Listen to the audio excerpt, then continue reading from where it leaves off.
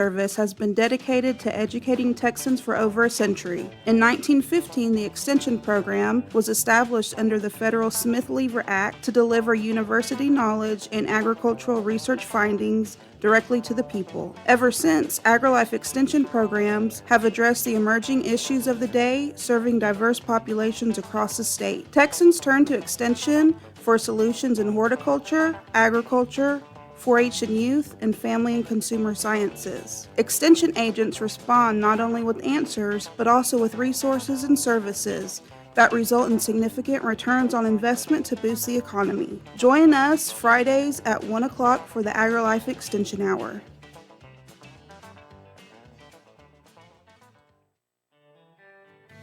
A Lone Star Community Radio is looking for those who are interested in hosting their own talk show, with monthly and weekly slots available on Conroe's FM 104.5, 106.1, and on irlonestar.com. Start your own podcast, create your first YouTube channel, and be on TV. Contact Lone Star Community Radio online at irlonestar.com or call the station message line at 936-647-3776 to take your first step into the radio world. Want to check out the fastest growing sport in the world? It's right here in Conroe, Texas, and it's roller derby. Conroe Roller Derby is a nonprofit recreational league of women and men who want you to come and check out the fast-paced, hard-hitting game of roller derby. The Conroe Cutthroats practice at Rainbow Roller Rink on Tuesdays, Thursdays, and Sundays. You can find our game schedule and more information on our website, www.conroerollerderby.com. Hey, Montgomery County and online listeners. Thank you so very much for checking out Jazzy Vibes with Soul. What? You haven't done so yet? Well, you've got to tune in. Hi, I am the host of Jazzy Vibes with Soul, Miss CeCe Holmes, and I invite you to check us out every Friday and Saturday from 7 until 9 p.m., where you will get the best in old school R&B and, of course, a little smooth jazz to make it jazzy. So tune in. That's right, tune in every Friday and Saturday right here on Conroe's 104.5 and 106.1 FM or worldwide at irlonestar.com. You are listening to Lone Star Community Radio on 104.5 KCZW LP Conroe and 106.1 KCCC LP Conroe and worldwide on irlonestar.com.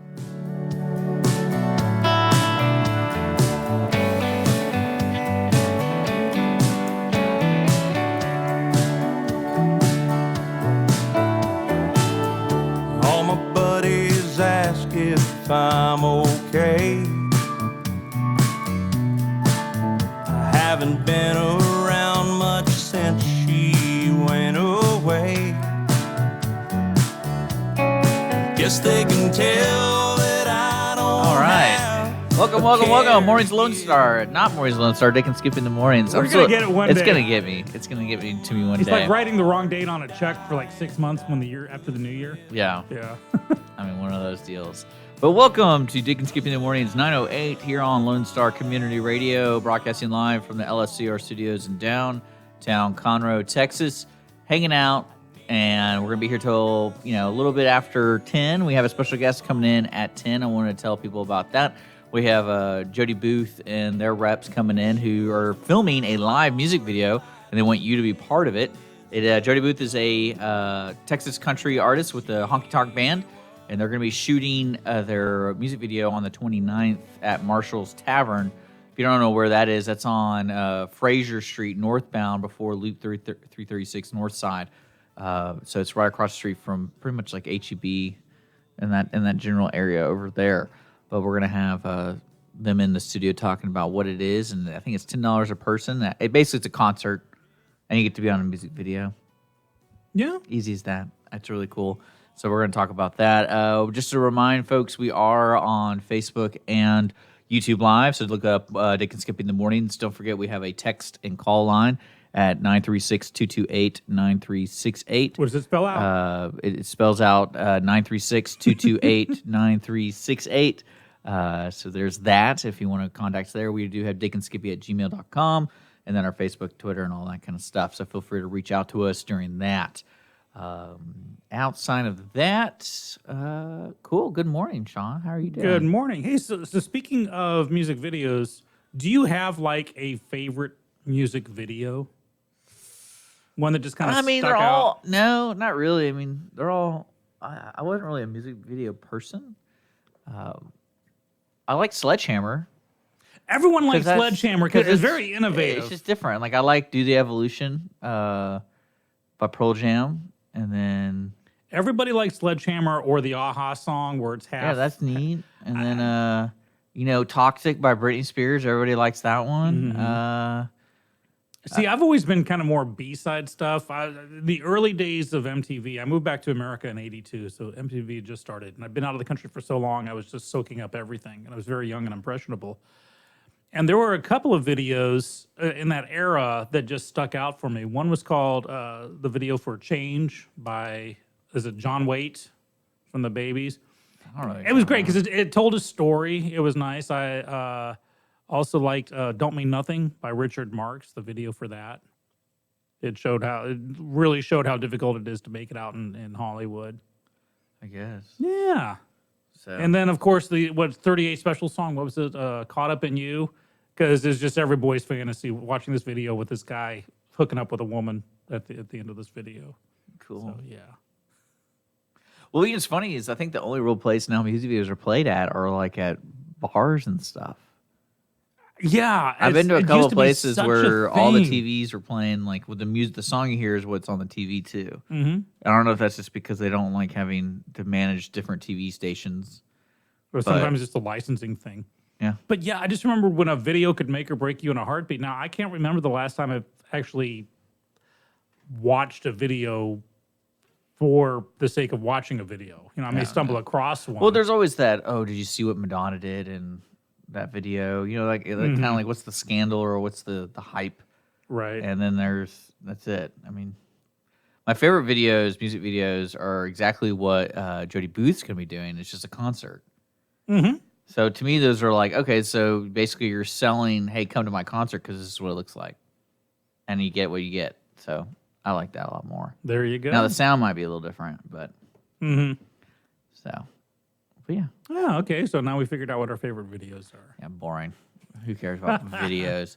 No, I wanted, you mentioned something that's been going on around the circuit, and it's about Google, and it's about that Project Veritas guy. Mm-hmm. And I want to ask you this. So Project Veritas, if you had to rate this, they're an investigation nonprofit, right? Yes. Basically. An investigative nonprofit. So is it that's correct. similar to like Judicial Watch and similar to, what's the other one that does it? There's the Market Watch people who, yeah, I know that. You know what I'm talking about? Yeah. Is it similar to those I think people? what kind of or this guy? separates- Because this guy, when I see him, whatever his name is, I don't trust him. Like the way he does his presentations, I don't know if he just looks at himself in the mirror and he's like, "You're the biggest star. You're the biggest star." And I know if you get the reference on that one, then I like you. But if you don't get it, don't worry about it. But you know what I'm talking about? Yeah. Like when he does his videos, I'm like, this guy is so full of himself. Like, why can't he just do very like? I mean, you just look at any other type of investigation reporting. He's too serious on it. Right. But remember, he's not a reporter. There's a difference. Okay, watch the videos. Come on, the way he presents himself, it's just like, can you believe this? But see, people frequently get a pundit confused with a reporter. For instance, Anderson Cooper or Sean Hannity. So I'm picking one from, well, those are MS. pundits. Yeah, but people tend to view them Like as to me, newscasters. Like what's his name from 60 Minutes who has that great voiceover? There's been a lot of them. But like to me, those are kind of the investigative people. But then they also are pundits because I kind of know the backdrop, like how 60 Minutes is really made. Well, if you remember when Jon Stewart was on The Daily Show, there was this poll that came out that said like 80% of the people felt that he was doing real news, that they were watching it for their daily news intake. And even he had to say, guys, this is a joke. I'm re-editing. I'm setting stuff up. But people took it more and more seriously. Yeah. And now you have the Well, guy it's that all took about his how you place, present it. Trevor Noah, almost presenting himself as every night it's news. Well, I mean, it's just like In that quotes. John Oliver show where clearly he's not the one taking the homework home and doing everything, writing everything, coming back, like, got a report, turn on the camera, let's do this. Mm-hmm. No, it's like 15 people writing it, and then he just rehearses it, and then he gets it out. Because, and I don't know if that's disingenuous, but I think it's also what makes good reporting, what makes bad reporting. And to me, the Project Veritas guy falls on the line of bad reporting. Like, But he's not reporting. So what? That's the thing. Okay. It's not a. He's not a. It's not a news outlet. So what's the nonprofit for? For entertainment? What's his You can be nonprofit? What did he file as for his nonprofit? Probably information and education. Okay. So. And that's the thing. So he's presenting information, but it's not in a qualified news outlet, and which is ironic because he's not held to journalistic standards, but by many benchmarks, he is more journalistic in presenting facts instead of taking a Twitter headline or making up a. It is. I remember him making the big waves with the Acorn video, if you remember that. Yes. And then I basically did investigative journalism or an undercover to a what was it, an abortion clinic / It was Planned Parenthood. They went to Planned Parenthood to have people pretend to be pregnant and going, listen, I'm looking for options. Oh, no, you want an abortion. I mean, he actually had Planned Parenthood people saying, listen, we're basically here to make sure people get abortions. And so what he does, what Project Veritas... Undercover reporting, I'm telling you. I'm going to go to their website. If it says the word reporting on it, you can report something without being a reporter. Now you're just choosing words. You can be a reporter without working. No, they're not a news outlet. Project Veritas is not a news outlet. That's the difference. Let's see what they do. Let's see. Okay, look it up. I'm looking it up right now. But what really my big issue with them is they know they're going to get flack for this edited production value stuff they put out. Because it is production value. Like, that's what he probably writes it. He goes, get the camera right here, get the lights. I'm going to be the guy from Unsolved Mysteries walking towards the camera. It's Robert Stack. Robert Stack putting one hand in the pocket and be like, the effects are there. It's up to you. And again, as a non-news outlet, you can do that because it's all in the presentation. But why didn't this guy simultaneously just release all, kind of like what WikiLeaks does, is they go, you know what, we're not going to tell you what to read. Here's everything. Well, that's WikiLeaks. But I'm saying, like, why didn't this guy do it? He probably has like hundreds of hours of undercover footage of all these people, even like the boring segments of them chewing salad. But like, just do it, just release it, and just be like, yeah, here's our project, here's all the files. So you do both. So you can get, if you want this. Maybe they do, but here's the thing: when you show a movie, your average movie, they shoot like maybe 100 hours of film for a 2-hour movie. Okay. That's like asking the director, just throw everything, just put out the 100 hours of footage out there. We can figure out what the story is. Yeah. No, it's all in the presentation. You present it, and you can. But on the DVD of a movie, you can have behind the scenes and extra footage. And I'm sure maybe at Project Veritas they have that. They have it because they're going to be called up before Congress sooner or later if they haven't, and so they'll have to hand over their footage. Yeah, because I remember that happened like 2 years ago. They finally said like, oh, he didn't do anything wrong. Mm-hmm. When he did the Acorn stuff. Yeah. Yeah. I mean, but I'm just saying that if he's going to be continuing the same style of investigate to expose corruption, dishonesty, self-dealing, waste, fraud, and other misconduct, he's got to go at it a better way. Because he's already been tainted by everybody else, because everyone else can believe that. Or I believe majority more people believe that he's not doing improper presentation, like he's lying about it. But he's got the footage and the documentation to back it up. And then but he won't release that. He released the footage showing this. It may be, you may have, because that lady's already hit back. She's already said that taken out of context. No, she deleted her social media. But she hasn't. She went on her blog saying it was totally out of context. Then what'll happen is if it gets to a court case, if she says it's out of context, she can sue for libel and slander. Well, she's probably not. Well, that's what I'm saying. Because it looks bad on her. I've watched this footage, and so let's say something like this comes out, and if people don't have any idea what we're talking about, basically this group of people went undercover, got Google employees and executives to And either documents. whistleblow, either to get No, documents. they're not whistleblowing. They're talking about how awesome No, they are. wasn't there one guy who basically gave him the documents? Yeah, Would that's be the whistleblower. Yeah, so they got But this guy came in with the documents, but the people go undercover. yeah. Well, I'm saying he has a slew of different things. Oh, yeah. It isn't just one video he's doing. So if you want to look at the video, check it out. But what they're basically saying is Google is going to try to sway people's opinion and choices on the 2020 election to prevent anything like a Trump from happening. Not that they're going to try; they're already doing Oh it. yeah, well, it didn't surprise me though. It came from 3 different fronts. One was I believe her title is the Vice President of Social Media Innovation, where she's responsible for determining how Google, and this is for Google, is presented, the algorithms for SEO and everything. And she is in this lunch saying, and I don't see how this is out of context, that they are determining, Google's determined what's fair. People aren't tagging along with that, people, especially those who vote Republican, don't track with their definition of fair. So they're changing the algorithms to where what they view as unfair aren't shown. That's part one. And also with her saying that Google is making sure that what happened in 2016 in the presidential election doesn't happen in 2020. She actually says this. There's no other context about that. Because you know me, I'm huge about the context.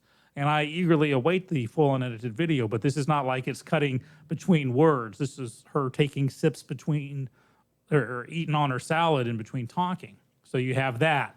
Then you have a programmer talking about what they call ML fairness, machine learning fairness. And he's laughing about it, saying, yeah, we say fair, but it's our definition of fair. And he actually says, for instance, if somebody's searching for CEOs, if they do a search, now in reality, a big proportion of CEOs are white males, but Google doesn't think that that's fair, so they mess with the algorithm to show a disproportionate number of black and female CEOs to present it as the truth. And they actually say, this is our truth. So he's actually saying this, that they manipulate algorithms to what they determine is fair. Then there are also documents that Mr. X provided that back that up, that use the same example. It's like, for instance, if somebody were to search that. And then on this video, he's also doing keyword searches to show. The guy says, yeah, look up Hillary Clinton's emails. And you know how you got the predictive text to fill it up? Mm-hmm. And there's literally nothing that comes after it. But if you do Donald Trump's emails, they're different. He said these are algorithms that they actually have people manually determining. And he showed websites, backdoor websites that show the manipulation. Now, this video was posted on YouTube, which is owned by Google. YouTube deleted the video saying there was somebody complained from a third party, but that was it.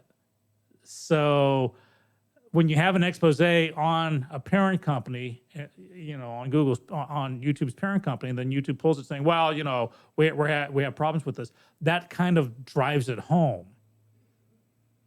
Okay. So with this quote with this investigative quote non-reporting, because the guy's not a reporter, and with this presentation or his ego, I really don't care if I'm undergoing surgery.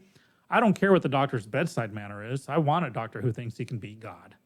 And my mother is quite the opposite. I meant more of to be effective. Because if you can look at anything that in the past, 200 years, what really has swayed the public's opinion on something as monumental as, say, Declaration of Independence, or Google, like Google's a huge company. How really are you going to have people of authority to be like, you know what, we should be doing something about it. This is what we're going to do. Well, and it's hard to when everybody uses Google, right, for their searches, and so Google's responsible for it. We also have the female vice president saying that she loves Elizabeth Warren, but she wishes Elizabeth Warren would stop talking about breaking up Google. She says, and this VP says, she says we're too big, but that's the thing. If you break us up into little companies, it'll be harder for us to make sure Trump can't get reelected. that the smaller companies won't have the Well, resources that what's we even do. scarier though, she didn't say it like that. She said a person like Trump. So Yeah. meaning they're not going to stop after this. Yeah, exactly. They're So- determining it. And so I watched the video, I read the report. I would love to discuss, but here's the thing is that damn near no major media outlet is covering this. And I'll throw... Well, I found out about it. Huh? Well, yeah, it's there. But you would think that something, if it were proven, let's say Project Veritas went after... if it was the NRA, let's say, this would be on 24/7 on the news cycle. Well, I think, especially with people talking about, especially something as big as Google, I don't think majority of people have even a close idea of how Google works, like at all. Because, like for Agreed. example, I just did Donald Trump emails, I did Hillary Clinton emails, I got Hillary Clinton. I got the WikiLeaks. That was the second one, saying click here to check out our emails. Mm-hmm. So there's that. I mean, to me, that's what it was all about, just getting those emails. And then I did Donald Trump, and now the first one that came up is Google manipulating search results. So there's the first article basically challenging what people are talking about. But before, in the video, they actually typed those up But themselves. see, it changed See, after this this video is was where released. I think the smoke is, because it all depends on how much you use Google and if you sign in or not. Because that could be if no one has a user. If you walk into an internet cafe and it's like a fresh user, maybe. But after people start searching and start using, Google knows what you're looking for, and that's why it's number one for me, because I'm always searching for stuff like that. Mm-hmm. So that's going to give me that. But now if you sign out and try it, that's really the test. Because and then you're trying to tell me that millions of people are not signed into Google. Yeah, right. Majority of people who use Google are signed into Google, and they cater their searches to those people, especially the sources. I mean, this is the whole idea of cookies are. They say you go visit salon.com every day, they're going to put that as number 2 every time because they know you go to salon.com all the time. So it's like, hey, check this one out. If you go to Wikipedia all the time, like me, I go to Wikipedia. So it's usually 1 to 5 Wikipedia, an article, usually. So, I mean, like when you have people showing you that, because I know that's been a huge deal since Google's been around. But it's also about what you search, because I never had a problem with that. But even so, if you are supposed to be an unbiased aggregate search resource, it shouldn't change with the user. You're basically giving the user, the searcher, you're showing them what they want, what you think they want to see. Well, I mean, that's the only way they can start. That's what I'm saying. That's the only way Google operates. That's how they created the algorithm, is based off all your past stuff. Mm-hmm. So now, have you watched this video? Yeah, Okay. but I've seen several people try to show that search thing. It's going to be different every time because Google is random, and it also depends if they're logged in or not. Now, granted, like there might be a safe search on basically, like you can't search up porn without a login because the default of Google is safe search. And some of the people who are attached to some of those articles might not be safe search because they might be related to other websites, if that makes sense. Mm-hmm. But to me, that's not credible to me. Okay, well then Now- take that out of it. Now, So if we have now, documents. am I surprised that there's a lady saying? Because one thing a lot of people don't realize, especially like with people like Twitter, is human beings work at these places. I mean, there was even that one guy at Twitter. Are you saying that corporations are people? Well, yeah, for sure. But you have that one guy who goes, "I don't like Donald Trump. I'm going to turn off his Twitter account for a day," and that's what he did. And that's going to happen. And I think if you're sitting down with a group of people trying to make decisions, they're going to make the decisions based off a human decision on it. And when it comes down to it, what do you want to happen? What's going to be a result? Do you want the government breaking up Google? What are they going to break up? Google, no one understands what Google is. If you tell me get all those senators and all those people together, if they could explain to me, if 30% of them can explain to me what Google does, then I'll be like, okay, let's talk about it. Because none of them, remember that time when Facebook was there? They had no idea how Facebook worked. Yeah. It was hilarious. You're like, all right, so we're going to base what you're going to break up off of what these guys think. That's going to be stupid. No, I agree with So you on that. we're already going down the wrong road with this one. If we're talking about, But this is and do you really think that this- Google? Do you really think Google is going to sway elections. Do you really think it's going to? More so than the Russians. Well, I mean, And I think that's what I'm saying. Now, don't get me wrong. If this Project Veritas report had been about people ensuring that Trump would win by using the same standards, I would be equally outraged. This is not a partisan issue. This is the fact that there's a massive AI overreach of 1984 yeah, because proportions. you can have the smart dudes go in there and be like, let's remove the word Veritas. Mm-hmm. And so when you search it, nothing comes up because we didn't want that word But to be that's searchable. what's happening on YouTube is that people are Oh getting. yeah, but that's their platform though. Like they can kind of do what they want when it comes to that stuff. Don't you think? Yeah, which is why I'm seeking alternate search engines than Google. Yeah, there you go. Because I mean, a lot of people don't realize how much YouTube pays every year to make YouTube available. Like how we're able to stream on it for free, how we're able to upload hundreds and hundreds of high quality videos to it for free. Mm-hmm. I mean, to me, that's the change. That's the exchange you get now. If you feel like you're a conservative and you're being targeted, man, find another platform. There's so many different ways to get to your audience than Oh yeah, YouTube. and they do. For instance, you know, I don't know many people on YouTube who randomly search YouTube videos. I think when people go to YouTube, they're looking for something specific. No, It's not like I tend to be random. I do stream of consciousness. I'll start typing stuff in the search window. Something will hit me. But like I'm a proud card carrying member of the AARP. I'm old like that, but I love the discounts that I get. Now AARP is pretty much liberal driven. There is a conservative version of AARP called AMAC, which I'm not a member of yet, but I'll probably join. Not because they're conservative or liberal, where but I because see I it want more being discounts. real scary is like the Covington kid. Mm-hmm. That's where things get out of hand, where the information can hurt people.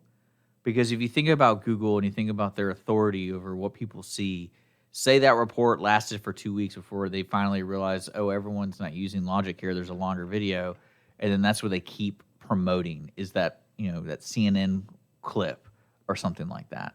I think that's where people get in trouble. But there's no way you can keep a watchman over these watchers. There's just no way, and people just need to move away from Google if they don't like what their results are. Okay, well, here's an example. I just did a Google search. I went to google.com. Yeah. And I typed in Covington lawsuit. Okay.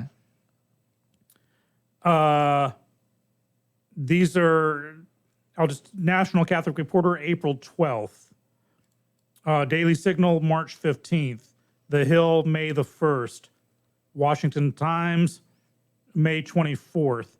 And now these are all Fox News, May 1st, USA Today, April 10th. These are all the latest news reports on this.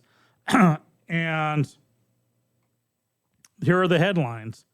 Washington Post files motion to dismiss lawsuit. CNN defends Covington Catholic coverage. CNN files motion to dismiss Sandman suits. Washington Post files to dismiss Covington Catholic's suit. These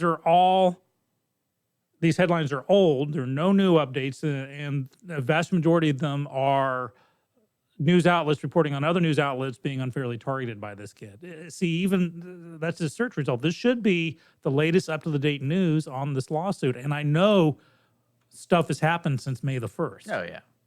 Well, I'm not saying that what's going on is wrong or right. I'm just saying what's going on. I think it's a little bit of everything, because like me, I searched for it, and the third result or the fourth result is why could he win? What are the reasons he could win the lawsuits against CNN? Okay, but that's not a news report. So that's a commentary. Oh yeah, and then we have so look at news reports. Yeah, everyone's filing a dismissal right now. That's what I'm saying. Everyone they are suing. Uh-huh. You think that's the most relevant news to it? No. What do you think's the next update? Things have happened between May the 1st, which is what I'm determining is the last on my Google search. We're at the end of June. In a month and a half, nothing's else than Google. Because I mean, how are you going to be able how do you want to break them up, Sean? I don't want to break up Google. What do you want to do? I want them to be held accountable. I want them to be held in front of the same subcommittees that everyone else is, and being forced to explain these Yeah, but they don't have to force to explain. What happens if they said, "Yeah, we did it"? Then they broke the law. How do they break the law? What law do they break? Because actually, if you remember, No, in I'm the video, curious because no, Brett's tuning in on our Facebook. I want to know what laws they're breaking. easy. There is, damn, I wrote it down and I didn't bring it with me. There is a law about how you present yourself as a publisher or a something else. And gosh, Brett, if you are listening, you might be able to help me out here. That Google has gone into publisher territory when they say they're not. And there's only a protection when you are not a publisher. And so if Google has gone into publisher territory. So a publisher would be then like they're they choose which articles to show? That Yeah. makes sense. Is that what you're saying? Yes. And that you only get the legal protection if you're not that. Well, I mean, wouldn't that be the true just because they get paid ads? No, because the ads are, you say this is an advertisement. Every time Okay. you get a pop-up ad, it says advertisement Okay. or paid So advertisement. that doesn't count as a publisher. Correct. Okay. Just making sure. So there are, so I know that there are going to be some politicians, and they're going to be predominantly GOP politicians who will get these Google executives. But I feel like that route, like nothing ever comes from that route because they ask these questions and be like, "Oh, what specific one are you talking about?" "Oh, I'm not. That's not my field." Or they say, plead the fifth or something. That's So, why they need to subpoena this lady and the programmer. Yeah, and then same thing. And even if they have to subpoena Mr. X, whoever he is, the guy who they change his voice and turn the lights out over him, he may have to reveal his identity. You think with technology today, you don't have to leave the lights off for the guy, Well, my thought right? is You couldn't just do like a cartoon or something. what actually watching that, I was tempted to take the audio of this guy talking, running it through like Audition or something, because Audition has that. You can change the pitch and speed to jack around with it and get the normal voice. Because I remember one time, and I thought this was brilliant. I'm surprised CNN hasn't done it because they always try to find out who's the creator of these slanderous materials. That could be next. I do remember a few years ago this happened, and I cheered when it went down. There was some pedophile who had been posting pictures of him doing stuff. Oh God! But what he did some thing on the video and the photos to where it swirled around his face, yeah. and so you couldn't see it. Oh, like the iMac or the old Macintosh right. web camera options. Yeah, I know what you're talking Well, about. so what the cops did, they just kind of reverse engineered it and unswirled it. And so you see the guy's face right there. And I thought that was brilliant. I'm thinking the same thing could go down Yeah. with something like this. All you got to do if someone disguises their voice, if they use a particular software, you just find out what that software is and you should be able to undo it or redo it. So this guy may easily have to give up I mean, his do you identity think on it. Google is that big in the sense of Yes. really? Because because it takes me back to Microsoft when they were having the browser battles, and I mean I wasn't really around to pay attention during that time, but it's kind of how did they result in doing what they did, and how is it similar to today? Because I mean, are people being forced to use Google? As in, like, if I buy a computer, the first thing I have, I know if you buy a Chromebook, but you're buying a Google book. Isn't that the same thing as what Microsoft was doing, in the 90s? Yeah, sorry, I'm looking up what Because I know, like, your iPhone, your Safari, that's your default is Safari. And your Android, your default is Chrome. Because it's a device made by that company who makes Safari is that an browser. iOS, which is Apple. Yeah, so, but I'm asking, like, where the publishing thing is the only thing they can really get in trouble for? I don't know, but here's the thing. There's more evidence on this than there are about the entire Russian collusion thing. Well, yeah. I mean, if anyone believes in the Russian collusion thing, then you have to believe every other country in this world is doing something, Here's the thing. not just Russia. Google's or Alphabet's, because Alphabet is like the parent company. the mother company. is expecting a revenue this year of $36.34 billion with a B dollars. Now Yeah. they were just recently fined $1.7 billion from the European Commission. So when you can afford a $1.7 billion fine and it doesn't even scratch the surface, yeah, they're big. Well, I know they're big. I'm just saying that no one's forcing them to like. That's why Microsoft got in trouble, right?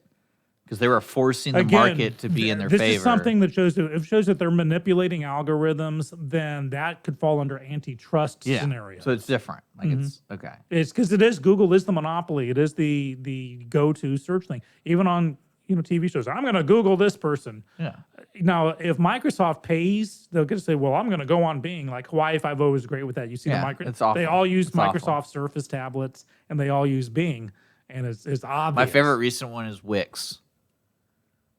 What the like any the like website? any B movie you see on streaming site or streaming movies, it's like, oh, I mean, I created this great website for you, Mom, and it's like turns it around. It's like clearly the Wix marker, and I'm like, man, they must have been really cheap and didn't pay the extra money to get rid of the Wix logo. Oh, and that's always I remember in the 70s the cop shows or the detective shows, you could tell who the car sponsor was because they all drove Fords or they all drove Chevys. Yeah.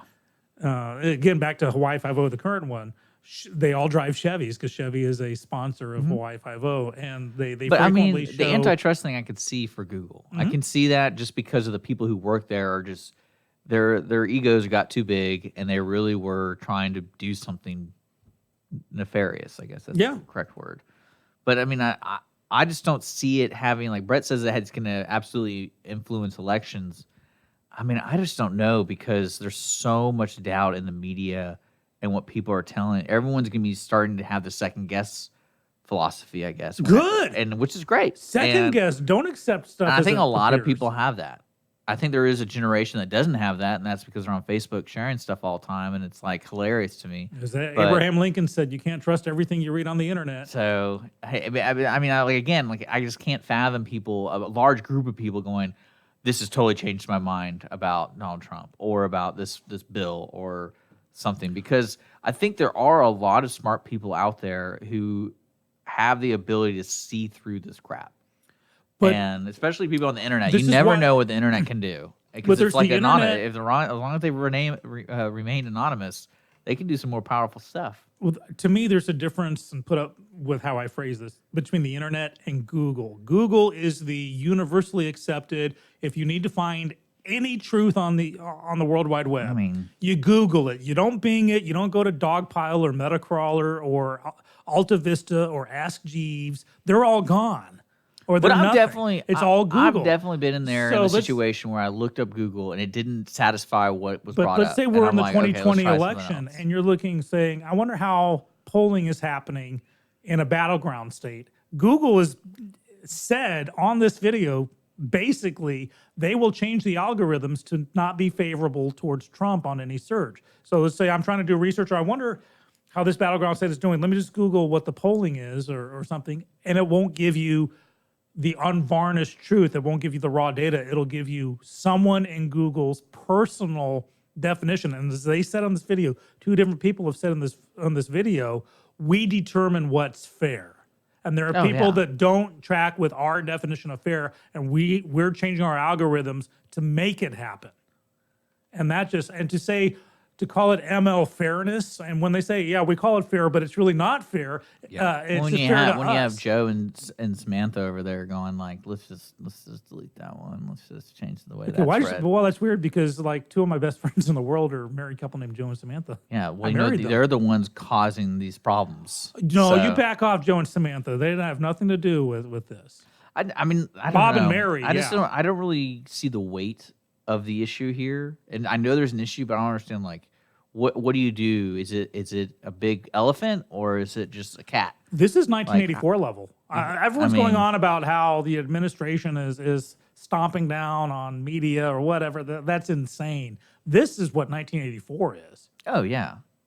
I mean, you have those kind of beliefs inside of a company, and then you're enforcing it on everybody who uses that. Like, especially YouTube's the biggest one, but I also think YouTube is still navigating. Like, I think Twitter, these companies are still new.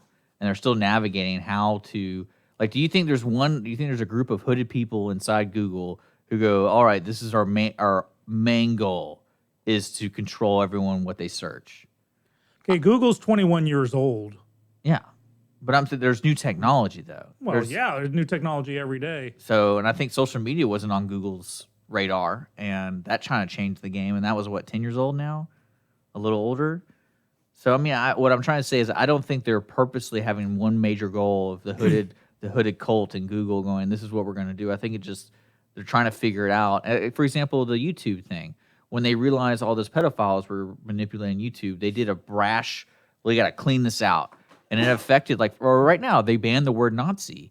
Well, you know what that did? That every historic channel on there got a flag or got something. Exactly. And I think that's... I remember a few years ago they tried the same thing for Safe Search breast. Well, all of a sudden you couldn't find out, proper mammogram. So what happened? What was the result of that? Did they go and fine tune it and say, hey, we are going to show certain websites instead of the keyword breast? It'd be like, we allow websites. We can Again, they determine. Oh, yeah, but that's the way you're trying to figure out how to prevent certain things. Well, I think it's that way dragons lie when they determine what a good, this is going to sound so funny, what a good breast search is versus a bad breast search. But I think there's a way technically to figure it out, but they're never going to get it right the first time. And YouTube was founded 19 and a half years ago, or 19 years ago. Yeah. So they're, the technology, the algorithms may update. Yeah, but and also stuff. YouTube might have been found almost 20 years ago, but the platform's performance and reliability is completely different. No, when they realized we now have the power they used to only be able to upload 10-minute videos. Exactly. Well, this is the same thing like with MTV. Once upon a time, MTV ran music videos. That's what music television. Well, let me ask you this. They went beyond that, so they had to bring in ask VH1. listener Brett this. And then VH1 Classic. So if YouTube basically had the no man's land clause or the Wild West clause where you can just do whatever you want because they're not a publisher, could they ever get in trouble? No, as a publisher, you can publish whatever you want. That's what I'm saying. You can pick and choose. Well, what I'm saying, so say YouTube's like, hey, y'all can upload anything you want. We just get to run ads on it. Like anything. It could be pornography. It could be, beheadings. It could be this show. Well, again, that gets down to... So what? No, I'm asking, what is... How could they get in trouble? Yeah, I'm missing the... Well, that's what I'm asking. How would they get in trouble if they just allowed anyone to upload anything? They could just be like, oh, it wasn't us, it was this user. Because if it breaks the law, you can't show a snuff film. It is illegal to show a snuff film. Okay. So would a beheading... So we can't have an snuff ISIS films beheading is a snuff film. So Okay. yeah, if you break the law, you're contingent to it. What they're doing is saying, well, we'll show, because I saw a beheading video on YouTube once. For sure. But, then we got to get rid of this Project Veritas video because some mysterious third party complained about something. It's arbitrary, and that's what concerns me. But and again, this is not partisan. If this went the other way, I would be equally outraged. Yeah. I mean, I don't really... Again, I think it's just them trying to figure it out. Nope. Now, there might be individuals who are trying to manipulate the process of trying to figure it out. But if you're going to tell me that... do you think the Project Veritas stuff is the smoking gun? Yes. You think so? Yes. You have documents. You have videos. So that's the primary difference between WikiLeaks. First off, WikiLeaks is they don't discriminate against who gets what. And I'm a firm believer that not everyone has the right to know everything. There are classifications. So you're part of this problem? Is that what you're telling me? That not everyone needs to given know that if every you're in a position of government power, secret. you would limit what Power I'm has allowed to nothing see. to do with Power has absolutely nothing to do with it. Can't believe Believe you limit me what I can see. There are corporals that have higher security clearance than the president. Power has nothing. There isn't a competitor of a YouTube to Well, that level. They're trying. There's Venmo. There's the one that I Well, watched. Vimeo is nowhere near a competitor, mainly because they charge you, and then they limit how much you can have uploaded. Well, you can try. So that's not even the same. To me, that's not even the That's also same like ball. asking why the isn't same there game. why isn't there a Facebook? They're in a alternative? lower division. They're not even in the same division as YouTube. But I mean, Facebook could do it. I think Facebook could do it if you were to leave Facebook, where would you go? And that's the thing. If you were to leave to YouTube, where would you go? I think in light of this, I would like there to be more alternatives. And I'm not saying a conservative alternative to YouTube. I'm just saying one that maybe does allow, the only thing we won't let you post is if it's illegal. Otherwise, go to town. Or have a filter, like rate it. Where this video, we watch it and we determine based on this standard that won't change, it is a Because I think one of the PG. biggest mistakes Facebook and all the social media people and Google is they put out in front the report button. I think that's one of the biggest issues they did, because of the process to report. If I'm a smart person and I hate this idea, I could create some type of program to auto report certain things. Yep. And like, to me, and if you go to like any of these websites, you can see it within a few clicks. Like, is there a problem with this post? Report it. And I'm thinking, all right, maybe that's what is George Orwellian right there. Is my option every time I see something, I have an option to report it. I mean, to me, that's too much, because you'll get too sensitive to things, and you'll be like, you know what, everything's offending me now. I'm just going to start reporting everything. Well, that's what's happening. And that's what I'm saying. I think that's really the big issue with it.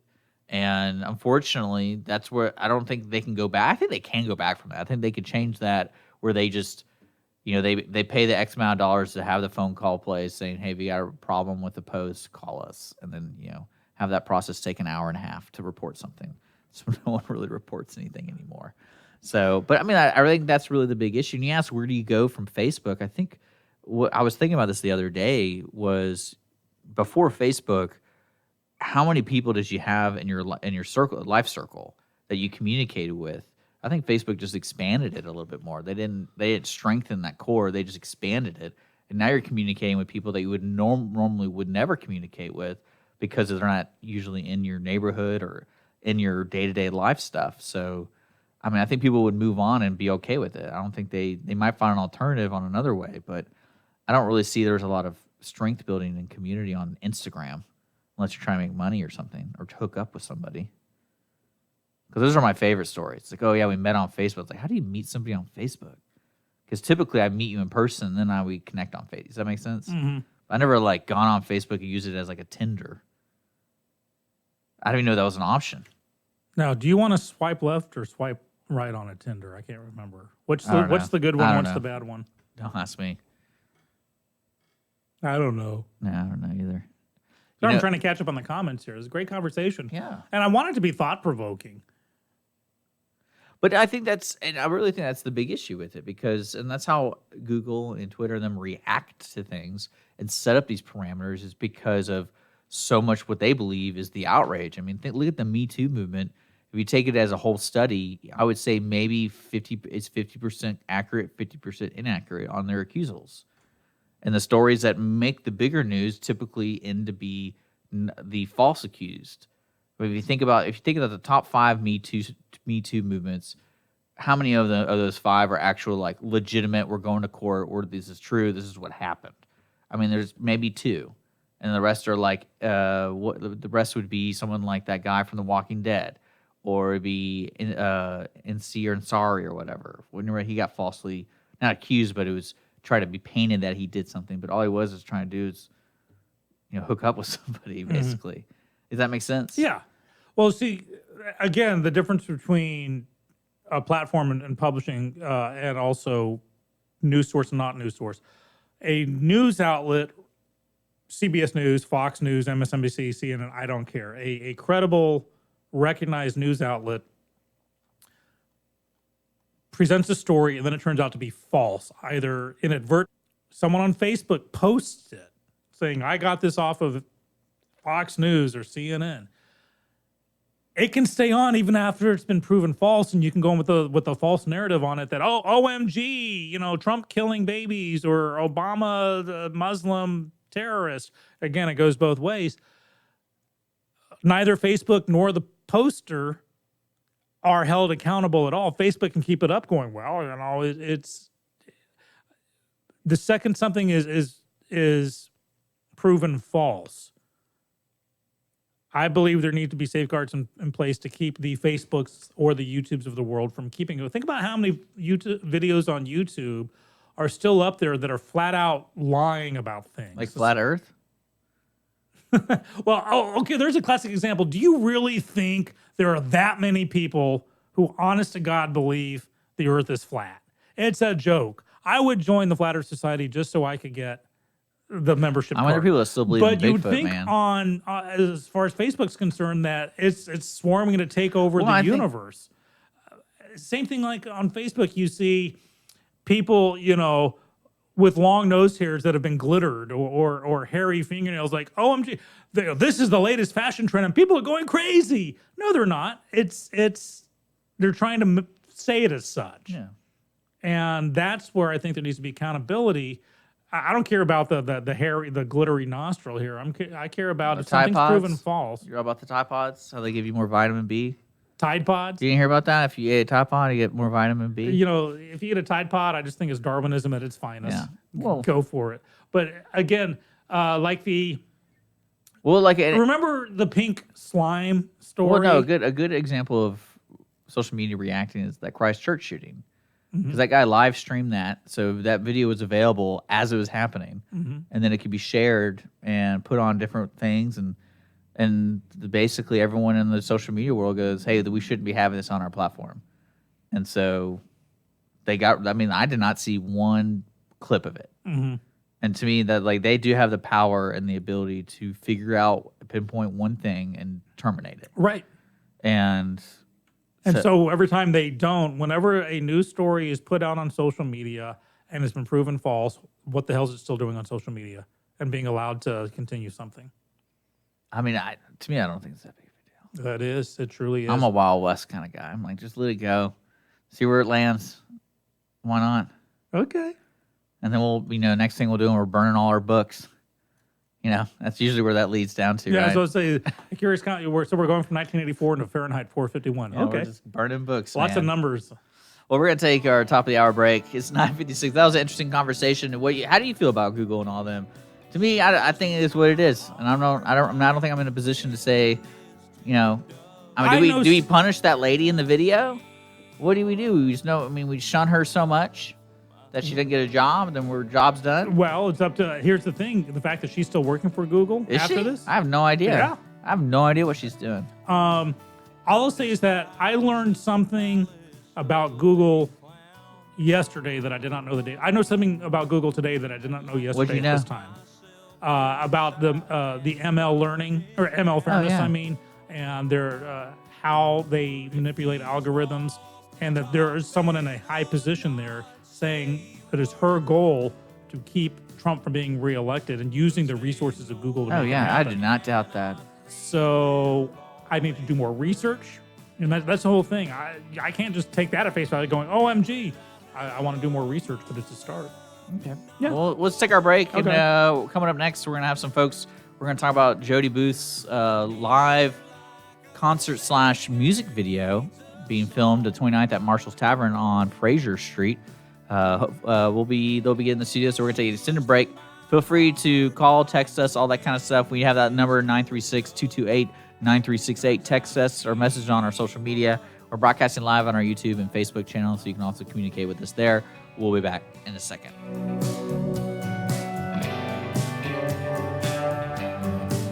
Business office cleaning is available in the Montgomery County area from Clean Sweep Office Cleaning, with scheduled cleaning services such as floor care, window care, trash collection, restroom disinfection, and stair and elevator cleaning. Clean Sweep can service a business one time or on a regular schedule, with daily, weekly, and monthly options. Clean Sweep Office Cleaning can be found online at cleansweepofficecleaning.com or by calling 832-689-7996. Clean Sweep Office Cleaning. Take back your time and let us make your office shine. Mornings with Lone Star is sponsored by Clean Sweep Office Cleaning. A Lone Star Community Radio is Montgomery County's radio station with talk, music, weather, and traffic for Montgomery County. Have a question or comment about one of our shows? Want to know how to reach a host? Just contact the station at irlonestar.com or call in and leave a message at 936-647-3776. Get involved with your community with Lone Star Community Radio. Are you one of those who feel that life is too short to drink bad coffee? Then come to Bean Pong Coffee. Bean Pong Coffee is open with 2 locations. Whether you're in downtown Conroe or historic Montgomery, we have the best fresh brewed and specialty coffee, delicious pastries, and courteous staff. Come visit us at 330 North Main Street in Conroe or 401 College Street, Suite 170 in Montgomery. Visit beanpongcoffee.com to see our complete list of special events. Lone Star Boxer Rescue is a nonprofit organization serving Montgomery County and surrounding areas. dedicated to the health and well-being of the boxer breed. Lone Star Boxer Rescue is run and managed 100% by volunteers since 1999. Our main objective is to rescue, rehabilitate, and rehome boxers that come to us from many sources, including local animal shelters, owner surrenders, and strays. For more information about Lone Star Boxer Rescue, visit our website at lsbr.org.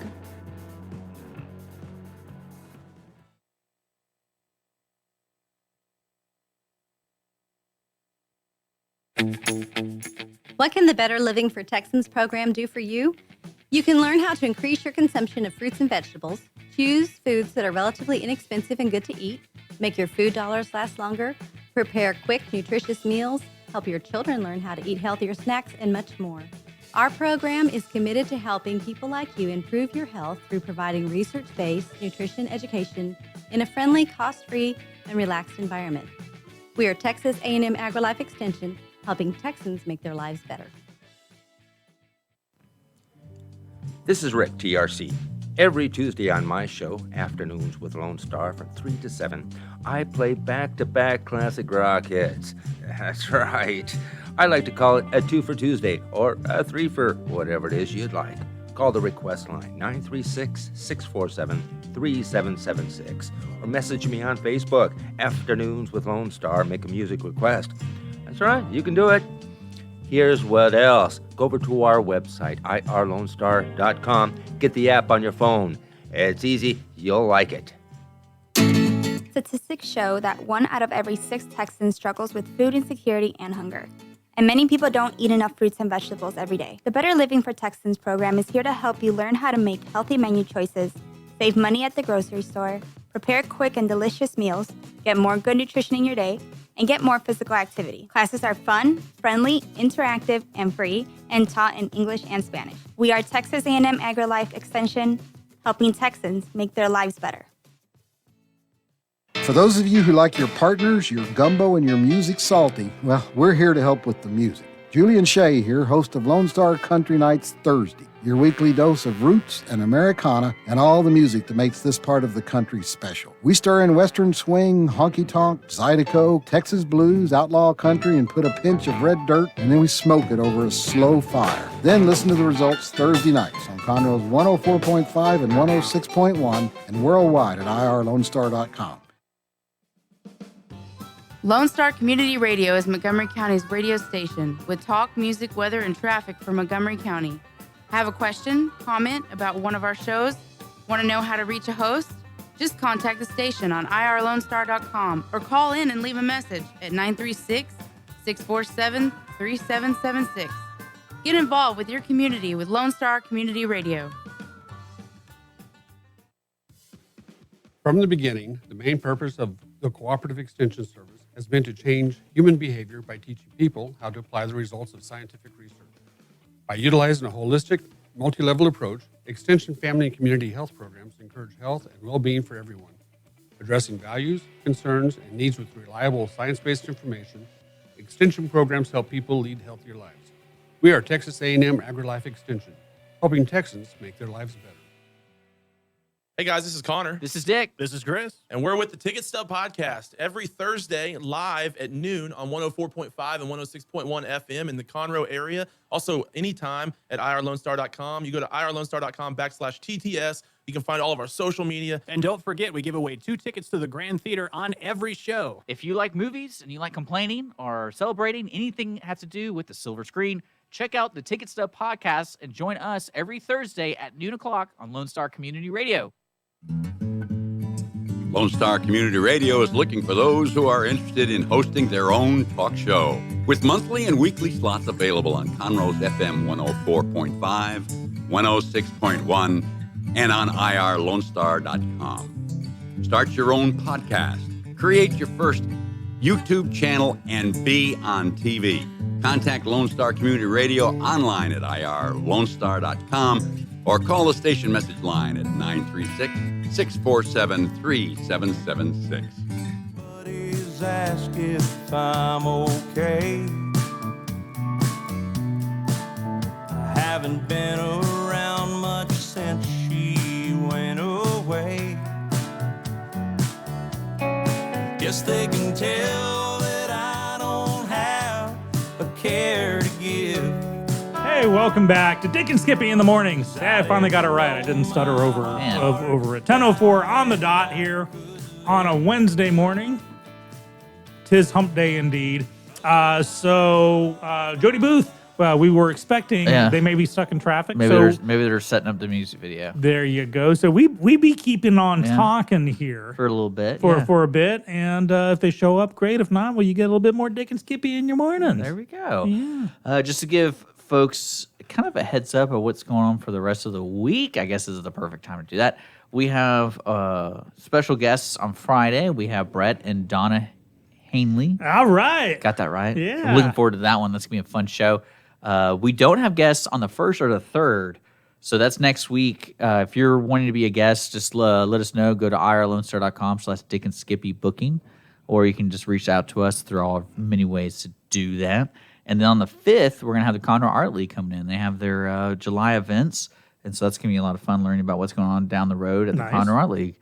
But yeah, that's what's going on for the rest of the week. Now, this weekend, a couple of cool things are happening. Okay. Operation Pets Alive. If you haven't heard about them, they're a Montgomery County no-kill pet shelter. They're trying to make all shelters like no-kill, and they talk the talk, they walk the walk. They're an awesome organization.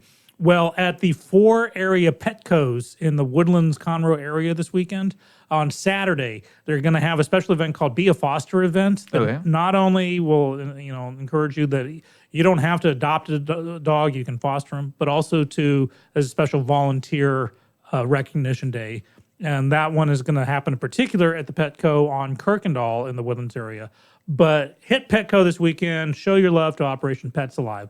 Also on Saturday from 12 to 5 at Bear Branch Recreation Center, which is in the Woodlands right there on Research Forest near Gosling, you'll see me sitting behind the director's desk as you audition for Macbeth, which will be a one-night performance in September 14th for the Woodlands Arts in the Park, Shakespeare in the Park Festival. And while you're there, don't forget the Margarita Festival at Town Green Park. Well, what?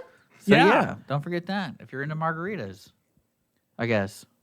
You know, I deserve a good audition like that. Too much sugar, man. Too much sugar. Oh, so last night, Mrs. Skippy she uses the same big, what's it called? Not a tumbler, the big one that keeps your drinks cold. A Yeti, thank you. Either it's got margarita or it's got water in it, depending on what day it is. Well, last night, how many times is it to wash that cup? Well, she's usually pretty good at it. Gross. But so last night, I was on the sofa. I had a coughing fit. I grabbed for what I assumed was water because, it was a Tuesday evening, and took a big old chug of margarita. So that was shocking. But was it, though? You said it's a 50-50. But you're just not, it's like when you it's think like when you're eating dill pickles and you get a sweet pickle. Exactly. When it takes a moment. That's when you just want to immediately go back to sleep and start over. That's right. It takes a moment for your brain to catch up. But I've had a lot of bad auditions in my life where I've had to audition people, but I was hopped up on morphine because I was on with kidney stones. Or unfortunately, I had auditions one night that I was directing. That morning I was up in Dallas, burying a family member. So I would not mind going to the Margarita Festival on Saturday, getting tanked up on margaritas, and then hosting the audition. I think that'd make it a much more fun experience for me. So thank you, Dick, for pointing out the Margarita Festival. You just brightened my life. I'm just trying to keep everything convenient for folks out There there you trying go. to look for something to do. And looks like we got Jody who's wandering in, looking feverishly at his watch. Let's just take a break and get him in, and then we'll be back with Jody Booth, guys. So stick around. Like a singer needs a song. Business office cleaning is available in the Montgomery County area from Clean Sweep Office Cleaning, with scheduled cleaning services such as floor care, window care, trash collection, restroom disinfection, and stair and elevator cleaning. Clean Sweep can service a business one time or on a regular schedule, with daily, weekly, and monthly options. Clean Sweep Office Cleaning can be found online at cleansweepofficecleaning.com or by calling 832-689-7996. Clean Sweep Office Cleaning. Take back your time and let us make your office shine. Mornings with Lone Star is sponsored by Clean Sweep Office Cleaning. Lone Star Community Radio is looking for those who are interested in hosting their own talk show, with monthly and weekly slots available on Conroe's FM 104.5, 106.1, and on irlonestar.com. Start your own podcast, create your first YouTube channel, and be on TV. Contact Lone Star Community Radio online at irlonestar.com or call the station message line at 936-647-3776. Path to the Plate is a research-based education program that helps consumers understand how their food choices impact their health by making the connection to agriculture. Learning about how food is grown and produced, and how consumers can make better food choices for themselves and their families, Path to the Plate is all about dispelling myths and misconceptions. Find out more online at pathtotheplate.tamu.edu. We are Texas A&M AgriLife Extension, helping Texans make their lives better. Remember to download the Lone Star Community Radio app from your Google Play Apple Store. Bring Montgomery County's community radio with you anywhere with your smartphone or tablet. If you are in the Conroe area, tune in on FM 104.5, 106.1. If you are on your computer, bookmark irlonestar.com as your internet radio station. Lone Star Community Radio, broadcasting 24/7 from the heart of downtown Conroe, Texas. Did you know there are more than 790 abused and neglected children currently in foster care in Montgomery County? Will you help make a difference? I'm Allie Stevens with Casa Child Advocates of Montgomery County. To learn more about becoming an advocate, please visit CasaSpeaksForKids.com. That's CasaSpeaksForKids.com. Hey guys, this is Connor. This is Dick. This is Chris. And we're with the Ticket Stub Podcast every Thursday live at noon on 104.5 and 106.1 FM in the Conroe area. Also, anytime at irlonestar.com. You go to irlonestar.com/TTS. You can find all of our social media. And don't forget, we give away 2 tickets to the Grand Theater on every show. If you like movies and you like complaining or celebrating anything that has to do with the silver screen, check out the Ticket Stub Podcast and join us every Thursday at noon o'clock on Lone Star Community Radio. Lone Star Community Radio is looking for those who are interested in hosting their own talk show with monthly and weekly slots available on Conroe's FM 104.5 and 106.1 and on irlonestar.com. Start your own podcast, create your first YouTube channel, and be on TV. Contact Lone Star Community Radio online at irlonestar.com or call the station message line at 936-647-3776. Did you know that there are over 153 million orphans in the world today? The sad reality is 99% of those kids will likely never be adopted. Core Love is an organization right here in Conroe that takes care of orphan children in Haiti, Honduras, and India. We bring the love of Jesus by providing their 6 basic needs of clean water, proper food, healthcare, education, job skills, and a loving home. Visit corelove.org. That's CORELUV.org. Will you help defend the orphan? She went away. Guess they can tell. All right, welcome back to Dick and Skippy in the Mornings here on Lone Star Community Radio, broadcasting live from the LSCR studios in downtown Conroe, Texas. Hanging out with my co-host Skippy. Hello. All right, throwing me off. It's 10:13 right now, and we got Jody Booth in the studio. Just to let you know, Jody Booth on the 29th is having I would call it a concert, but he's filming the concert, right? Right. Yeah. We're capturing video and audio for it. Okay. Because he was here asking, like, oh, are they going to, like, stop? Is it like a music video that's concert based to where you lip sync 50 times over, or is it going to be the live concert? We might do like preview shots and stuff like that. We might do one song a couple of times just to make sure we got it right, but okay. Yeah. Not back to back. It's going to be a show, and We're not wasting just people's time. That's right. We're not going to just drill it into their heads with the same song. And it's happening at Marshall's Tavern, which used to be Game On Sports Bar. And to give people some directions on Fraser, the north side of Fraser, heading towards the Loop 336 or to Southern Star Brewery, if you're looking, because that's my landmark. And you're heading towards there, and it's going to be on your west side of Fraser.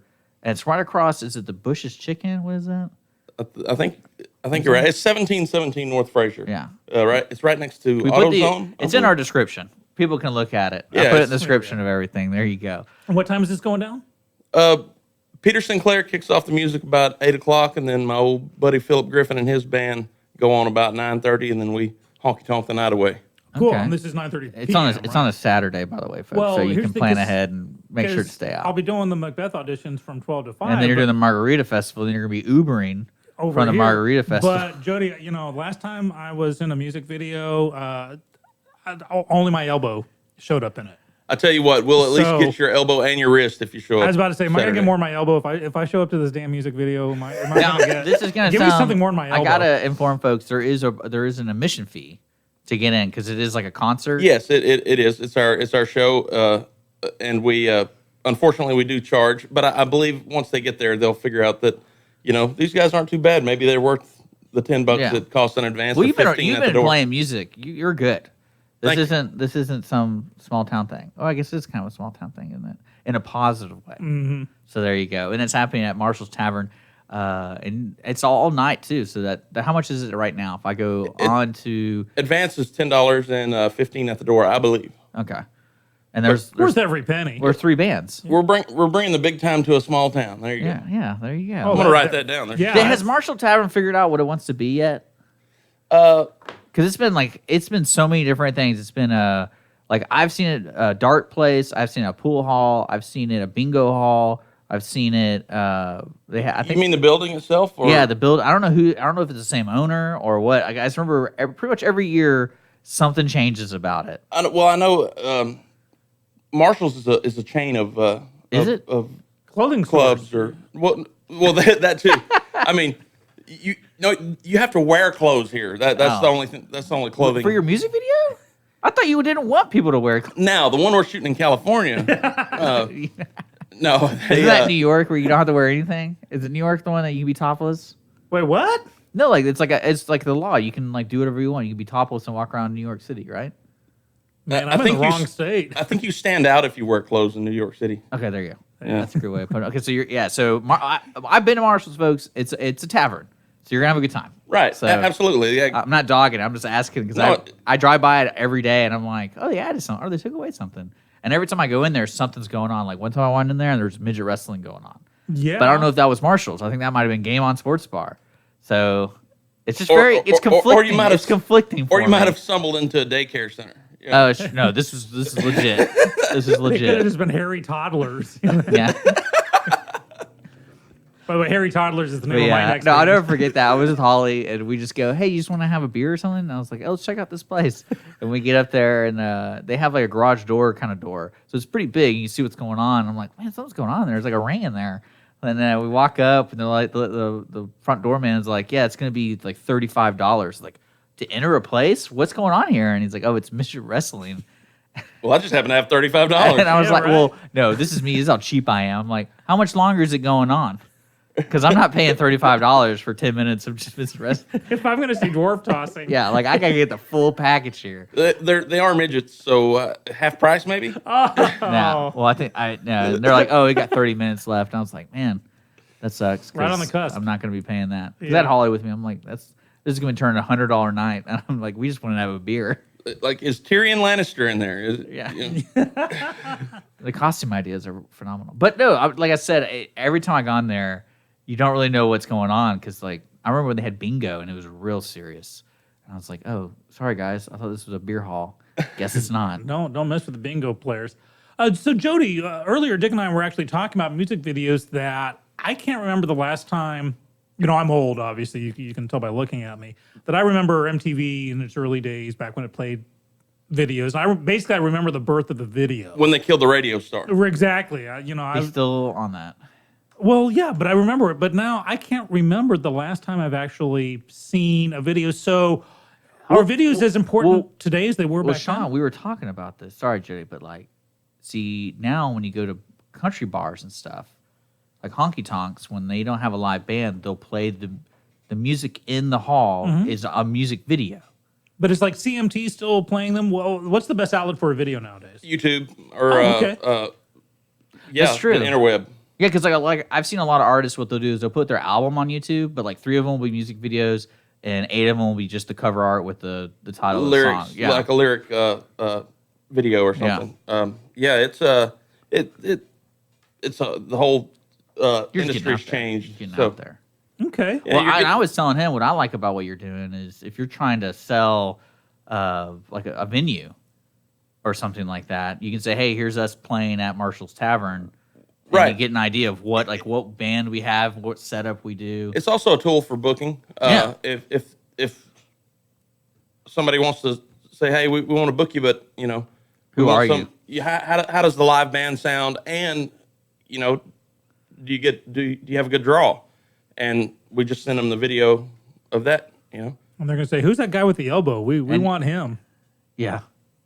No, that's not him. He has the birthmark on. Why are there people playing bingo in the background? What's going on in this place? Bingo. Jody, so let's talk about your music. So, I kind of sniffed around, and apparently some people say you got like a Waylon Jennings vibe to you. What are your inspirations, and how'd you get into music? Well, the lovely folks listening can't see right now, but I can show them things. Oh, there we go. There's where I have a camera. Let me get the camera on you. on my arm. Show Oh, it there we there. go. There you go. Right there is my biggest all-time idol, Mr. Merle Haggard, autographed my arm there, and I went immediately and had it tattooed. But Wait, what? So Yeah. you're hanging out, and Merle's there, and he's like, "Let me see this forearm," and he just wrote on it, and you go, well, "Okay." I think I requested him to do it. I mean, he didn't just go like, "Hey, your forearm is You're missing something. freshly shaven. You're missing something. Let me write on it." Yeah. No, Glad you didn't, choke and show your chest. it was all planned out. Sign my butt. Down at the Stafford Center in Stafford, Texas. It was all planned out through a friend of mine whose wife manages the place, and I said, "Mr. Haggard, I write songs and I sing them for a living, and you're 95% of the reason I do it the way I do it. So could you autograph my freshly shaven forearm? And I'd like to go have it tattooed." And he just nodded like he's done it a million times, and he didn't finish his last name because he's having a hard time writing. But do you ask Merle Haggard to finish his own last name? Yeah. I mean, I just went with You it. get one of those forensic handwriting analysts and get the ARD in. I'm such a fan of his son Ben Haggard. I thought about getting him to finish it as a There you go. rite of passage or something. So when did you start getting into music? I don't remember. I don't remember a time. I don't remember a time in my life without music. Okay. Very young. My mom's family all played an instrument or sang or both. And so if I hadn't learned an instrument, I would have gotten put up for adoption probably.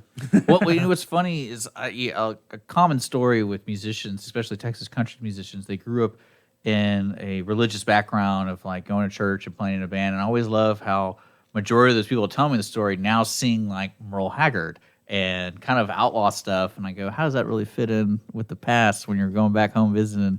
Was it a religious upbringing, or was it just like, hey, my dad just likes playing the bass, my mom really good at the the fiddle? Or we're Baptists, so okay. Merle Haggard's what Mama listened to while she was putting her makeup on for her and Daddy to go out on Saturday night. Okay, they didn't talk about it on Sunday, but no, we I was raised on bluegrass, gospel, that's good stuff, type man. music, and I still, I still play it every once in a while. But our family reunion consisted of 2 days of eating, drinking beer, and jamming. So That's nice. Cool. So, okay, with that in mind, do you think that helps you write your music? Because to me, I'd always noticed some artists struggle getting new material and circulating their current material with new stuff as they keep going forward with their career. I pull from every experience in my life if I need to. I guess some of my stuff is pure fiction. Some of it's observation of the human condition. Yeah. A friend of mine once said. Now, is that kind of a double-edged sword with your personal life? Because some people could say, "Hey, is that song about me?" Or is it? Have you ever been Taylor Swifted? No. Have you ever Taylor Swifted anybody? I've never been. I've never been touched by Tim McGraw. I mean, sorry, we're on radio here. Timmy, okay, no one's we listening. played Timmy Sticks. That's okay. Think about the song name, Timmy Sticks. I have one song about It's called Small Town News, and I always introduce it as here's a song I wrote that who's that? Tybee Island, Georgia's calling me. I don't even. They heard about the scandal you're about to open up to us about Tim McGraw. They're worried now. They're doing that's his, If you know it's good for you, stop. We're talking about Goo earlier. That's his they're, lawyer. They're controlling the narrative. Tim McGraw's attorney's from Tybee, Georgia. Well, of course. So yeah, I forget where I was. I squirreled. Well, we're talking about throwing your music and throwing your personal. You said small town. Yeah, Small Town News is. I always say that it's a true story, but the names have been changed to protect the guilty. So, and when I sing it, everybody in there knows exactly who they are, and because I've had them approach me. So they come to all your concerts? Well, not all of them, but they came to one at least. So you keep berating them, or bought the record, yeah, and they're like, forget. Is that me? Are you singing about me? I'm like, maybe, but yeah, No, I've never been sued, if that's what you're asking. Well, no, I think it's really. Yet. Well, what I love about musicians is they have the ability over the course of time to tap that raw emotion that everyone shares, but in one way or another, they either layer over it or they overexpose it, and it's always trying to find that true sound and what relates to a lot of people. And when artists have a huge catalog, I always love to see, when did they write this song? Oh, it's 1997 in the summer. What was going on in that guy's life during that time? Right. And then that's what I really like, because you get to know the depths where this artist is going through, especially it's almost autobiographical. Mm-hmm. Inadvertently too. That's the right words. Sometimes. I mean, and that's what I like about you, because you write majority of all your stuff. Most of it, yeah. And like, you collaborate a lot, and I think that's kind of newer in the country scene. I think a lot of 80s and 90s kind of gave that, that they hire a songwriter and then they give it to George Strait and he goes up on stage. Right, exactly. There were, in the 80s and 90s were the heyday, 90s probably was the heyday of songwriters. Were two guys, maybe three guys, a lady, whatever, sat in a room, and they just would bang out songs all day, and they would give them to somebody and a song plugger, and nowadays the artist is, I mean, even mainstream. A lot of the artists expect to do almost everything. Well, yeah, now they're whether they're writing part of the song or not, they're in the room. Yeah, they're at these appointments and they're writing. I'm doing air quotes with my hands, but it's good. We got you on video over there. I keep forgetting. Yeah, right. Yeah. We're on Facebook and YouTube Live, folks. Video did not kill the radio star. Well, yeah, that's what's kind of neat about coming to doing the concert on the 29th. That's this Saturday. Of reminding folks at Marshall's Tavern, and when being part of a music video, is this the first time you've done something like this? As in, like, getting a live audience and saying, "Hey, we're actually filming something." It's not the typical "let's throw some beer bottles around." It's the first time on this level of professionalism. I'm not saying your normal concerts have beer bottles being thrown around, but usually from the stage. Yeah, depending on where you're playing at. Sometimes toward the stage. Yeah. Chicken wire. I was about to say, play behind the chain link fence. Like the Blues Brothers. Well, I remember watching Roadhouse with my older brothers. I was like, "Can y'all take me to a place like this?" And they're like, "Yeah, we know a couple places like that." I'm like, "Yeah, that's what I want to do for my 21st birthday, is go to a place that has chicken wire." And where did you go to? It was I forgot where it was. It wasn't in Comanche, but it was somewhere in that general area. My old buddy Mike Cash, he had a place out in Tyler. I don't remember. Out in Aldine, Westfield by the Tracks was the name of his place. And for the longest, he had chicken wire up on the stage. Oh, man, that's great. It was a lot of fun. But this is going to be it's going to be professionally done, and that's one thing. That video is pretty neat. It's got the right angles. If I know they have that stage, right? If you play at Marshall's Tavern, yes. So they have that stage, and it has enough equal space for everybody to be around you. It is actually the most. It's square. It's 20 foot by 20 foot. Yeah. And that's a weird dimensions for a stage, because they're usually wider than they are deeper. Mm-hmm. But yeah, it's funny that you mentioned that, because we talked about that, how that stage is perfect for video. Yeah. Get everybody crowded up around it. It'll look good. Yeah, we just need to get those bingo people in the back out of there. No, And they're not playing bingo, folks. There's no more bingo there. There's always CGI. If all else fails. CGI his entire body in this time. Yeah, just put me in there. Put me in code. Just grab those stormtrooper cardboard cutouts they used for the original Star Wars. There you go. That's The final scene, like half, they only had like 10 people. Yeah, and then Disney calls you and be like, "Can we? We're gonna flag your video because you have our characters in it." From the back. Like, did I see Elvis Presley in your video? Hey, man. Yeah. Maybe you did. Oh, maybe you did. But so you haven't done anything just like this, right? Is that what you're saying? On a more of a budget, I guess Yeah.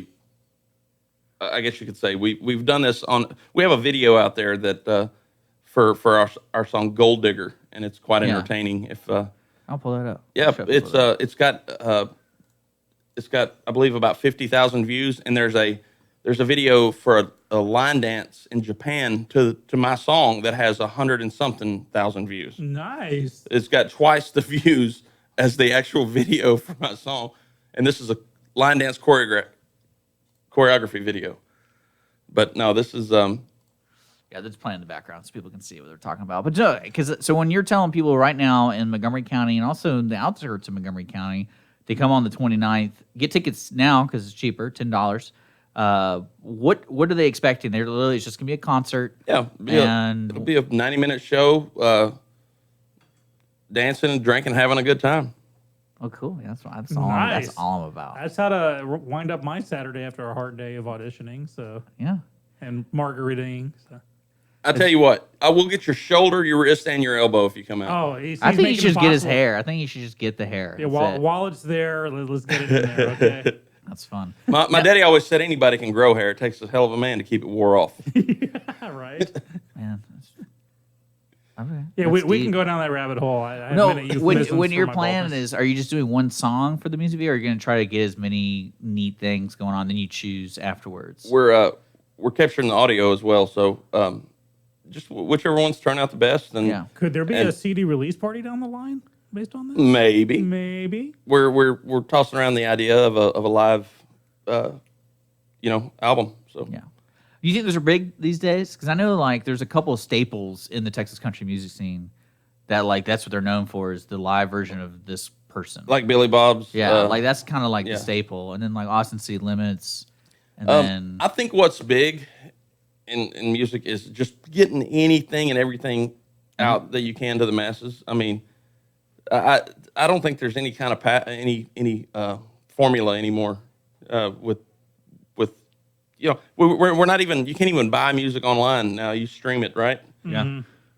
So I don't even know how you get paid for that, or if you even they're do. still figuring that out. Yeah, they're still figuring that out. So, I mean, I feel like if you can get any and all media, just get it somewhere to where people can pull it up and see it, or in Japan, they're getting it. wherever Hey, somebody that people love being in the video. Like, hey, look, there's me. That's me with the Lone Star waving in the air, and there's my elbow, and my mom with her shirt off.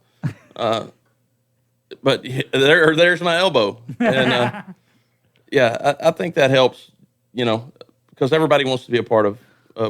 Yeah, because what we're doing. When I saw that y'all were doing that, and I was like, man, good thing that this culture here in Montgomery County like really respects good country music, because you're Yeah. going to get an audience that cares and will shout and will have fun, Right? And then you're no surprises and things like that. So I think you're kind of set up for a good night. Man. Yeah, I think we're gonna have a great night. I'm excited. And how can people help, like, say, outside of Marshall's Tavern on the 29th, folks, $10 on Eventbrite, look it up, and we also post it in the description. You're going to be playing also around, because where are you from? Born and raised in Livingston, Texas. Okay. Still there. So are you traveling, or do you live in this area? I still live in Livingston, yeah. Okay. I drove down, like a 50-minute drive for me. Yeah. It's not bad at all. But yeah, I'm on the road a lot, but... people follow you on social media? Is that how, like, say we have a listener in Dallas or we have a listener out in El Paso? How do they know where you're going to be? We have the social media gurus, just focusing on how to get it out to that market. Do you do? Okay, this is gonna be random. Do you do bands in town? I think so. Because that's one thing I've discovered that helps me a lot. If you're really into live music, it's a neat website because you can subscribe to artists and they email you when they're around. You can set like how many miles are you willing to travel to see people? And then they'll tell you, hey, these are the upcoming events from the artists that you selected. Right. And they have suggested ones, but I'm pretty sure that we have it. there's probably thousands of other 'cause services like that. But I think it's linked to Facebook, right? Like, Yeah. Like it'll automatically put, send out a post on Facebook. yeah. Okay. So I think that's important for folks because I know I have my favorite artists and I'm always trying to see what's going on, especially traveling because you do Texas, you do all of Texas. Mhm. Do you do anything else outside of Texas? Anywhere they'll have us. We Really? Yeah, they. Japan tour coming soon. I'm there's getting I can't think of it. It would have been funny if I could have thought of what those kimonos. Is that what it is? Yeah, kimonos. Yeah, I'm getting my kimono at the dry cleaners right now. There you go. Well, what's a samurai wear? Kimonos are a ladies' thing, right? You're from Japan, Yeah. so what's the Well, samurai men can suit? wear a kimono too. Can they? It's a robe. It's Oh. a silk robe. Is it called kimono for both people? Is it Yes. universal? Mhm. Well, then I'm an idiot. It's like Sorry a about robe. that. Oh, I'm glad he spoke up because I was like, Yeah. damn, I just said it. I wear women's clothes, man. Oh man. But I'll tell you, they Japan and England both, they love country. Oh yeah. No, there's It's a just weird thing huge going on on over in Europe where they have like a Texas country tour where it's like 6 stops, 7 stops. And We've been over there a lot. that's bizarre to me, but it's not at the same time. 'Cause people dig it. You should look up on the I'll look it up. on YouTube. Look up our we did a show in France, and this place was sold out, and people are it's just packed full of people and just kind of looking at us. And I'm talking to them. They have no clue what I'm saying or singing about, but they're just loving it. I can't pronounce it. Is it? Spell it. You're at Ebro. 6E Festival Country de France. Yes. October 2016. Yes. All right, I'll pull it up. I probably just butchered all those French words, but There's a really there's a really funny part where I'm trying to explain to them. We have a part where we play Orange Blossom Special. Our fiddle player, and we're like, the louder you scream, Hold the on, that's faster. his name. Do what? Orange Blossom Special. Is his No, name? that's the song. Okay. The song he plays. His name's Mike Callie, but he plays the Orange Blossom Special. Shout out to Mike. And he and I'm like, the louder you scream, the faster he plays. But I don't know how to say this in French. I'm like, parlez-vous français? None. But everybody scream. And like a few people got it, so it's quite entertaining. Well, that's one thing I like about your music is it's very okay. Well, I'm trying to figure out a way to say this. Just say it. Well, it's honky tonk, but what I like about it is when you think of wanting to go out with your girl and go dancing, your music fits that scenario. How old are you? I'm 33. 33. I'm 39. You're 28. Because it's really I like it's that. I'm it's buying a hard to CD find now. places that are if they're not designated to do like that's what they do there. Because like for example, I went to school in Abilene. There was a handful of places there that's what they did. Like if you want to go dancing, but around this area, there's Big Texas and there's Johnny B. Dalton's, and that's kind of only place I can think of that's like always doing that. You can always go dancing, there. Right. And Which is a dying thing. And Big Texas is different though because it just depends on the night you go there, Right. And Johnny B. Dalton's, that's just a whole nother world. I mean, if anyone goes there, you should check it out. I haven't been there in forever. My favorite thing about it is it's just like I've gone there several times with Holly, and I was like, "Is this place from like the gas prices?" Because every time I come, the entry fee is always random. It's always different. It's like $2, $1, $1.80, $4. I'm like, where do they get these numbers? Depending on the light bill for the month. Yeah, that's what I was like. This is so random because like I remember like the second time I went, I was like, yeah, I got her because I don't really carry a lot of cash. I'm like, yeah, I got her $4 for us, and it's like, no, it's actually $6 a person. I'm like, where do y'all doing this? So, but yeah, that's what I'm saying. That's why I like your music because it fits that nostalgic feeling. I've been told several times that it's more of a '90s feel, like the latest singles. Several people have said like sounds like an old George Strait record from 1994. You know, I'm like, well, that's a compliment to me because I didn't go for that sound. I feel like the songs produce themselves when I write them, but I also went to a fantastic place to record them, which was in Tyler, Texas. Yeah.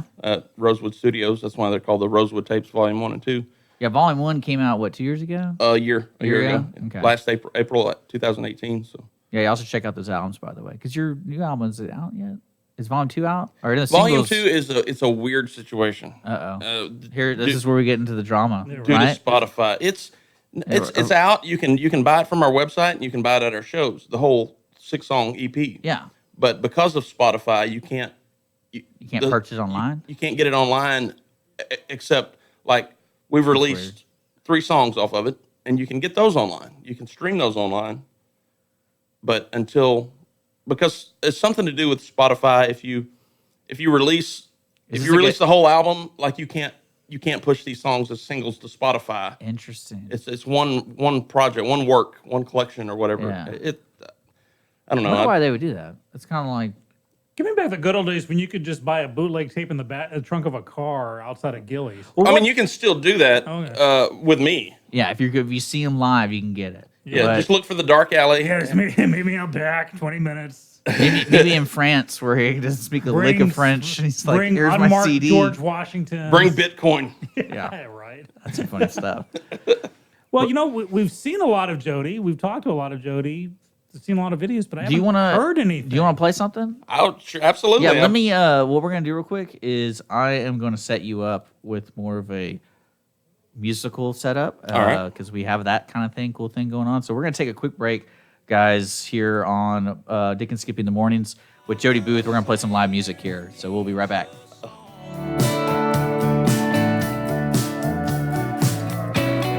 She was to my heart like the wind is to Business office cleaning is available in the Montgomery County area from Clean Sweep Office Cleaning, with scheduled cleaning services such as floor care, window care, trash collection, restroom disinfection, and stair and elevator cleaning. Clean Sweep can service a business one time or on a regular schedule, with daily, weekly, and monthly options. Clean Sweep Office Cleaning can be found online at cleansweepofficecleaning.com or by calling 832-689-7996.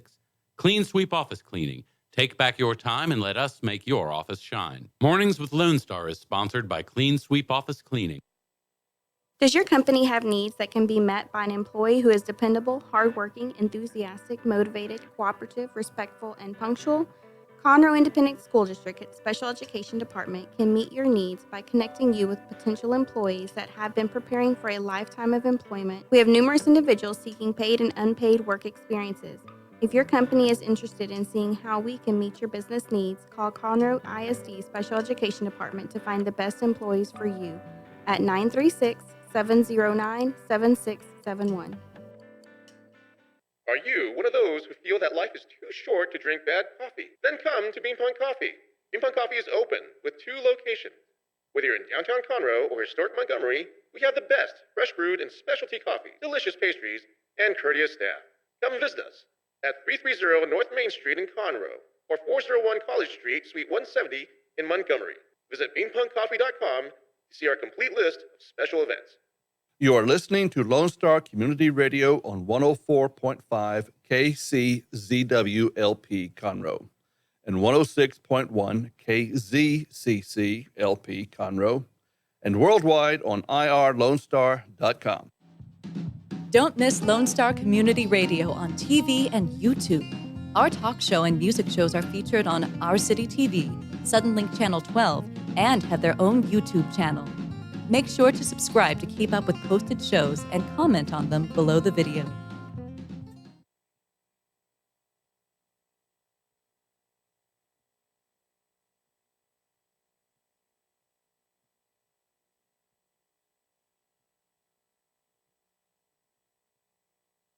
Hey, Montgomery County and online listeners.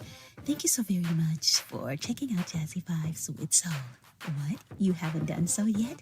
Well, you've got to tune in.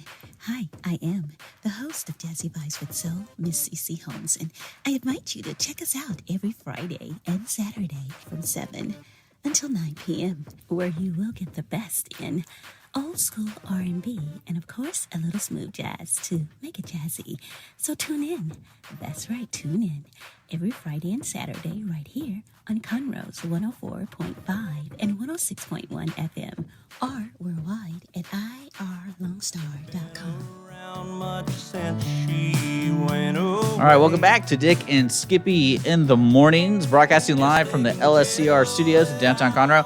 Joe's got a special gift for you guys. Don't forget, come out and be part of a live music video featuring him and his Honky Tonk Band starting at 7 p.m.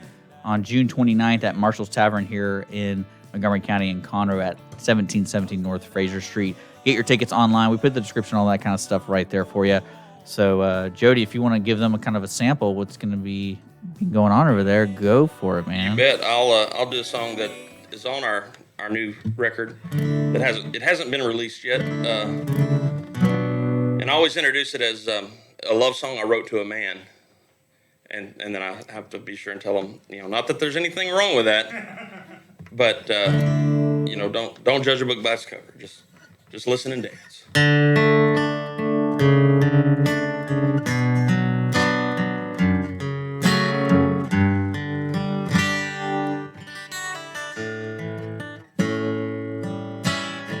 She's got a smile that'll bring a grown man to his knees, and a laugh that'll cut right to your soul. She's got a way of putting your mind at ease, a heart of solid gold.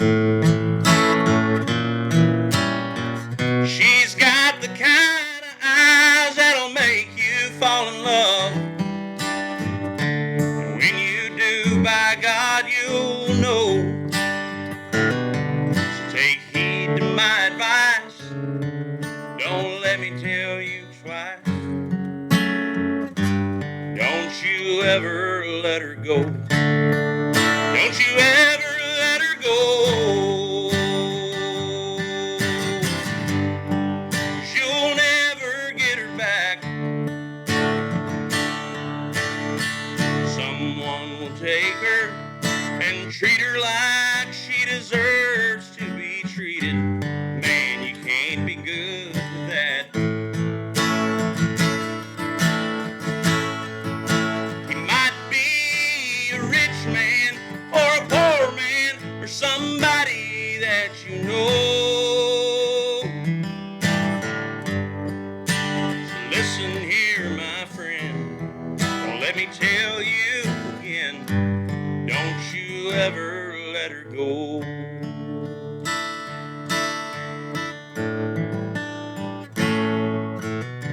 She makes a man like me feel larger than life